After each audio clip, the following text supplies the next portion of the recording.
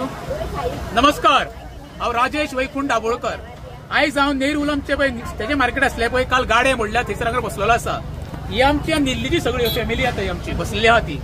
हेंचे कडेन तुम्ही पळया, सरकार तुमच्या दारी मरे आणि आमच्या सर्वसामान्य जनतेक करून सोदता भिकारी। खरो म्हणजे सरकार भिकारी जावपाक जाय आसलो। ही हाडाची काडा करून शेतान वचून आपले स्वताचे पोट स्वता भरतात, ते सुद्धा सरकारान पळोवनचो। सरकार नोकऱ्यो दिवंक शकना, सरकार एखादो कोणा व्यवसाय करपाक दिना। तुम्ही काल पळयल्ली आसतली कशी नासधूस केल्या ती, निमित्त फक्त हायकोर्टाच्या डायरेक्शनाचे।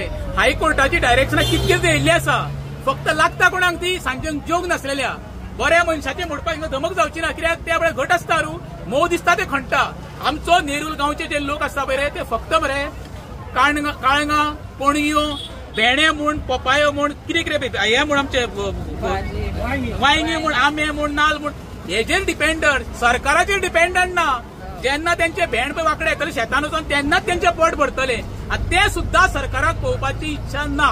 म्हणजे हेजे वयल्यान तूं चिंत, सरकार कितको निर्दयी तो। ह्या सरकाराक जाता तितको खरो म्हणल्यार निषेध करपाक जावो, कित्याक हो सरकार फक्त बावटे घालून स्वच्छ भारत अभियानाच्या नांवा खाली लोकांक मुर्खान काडपाचो प्रयत्न करता।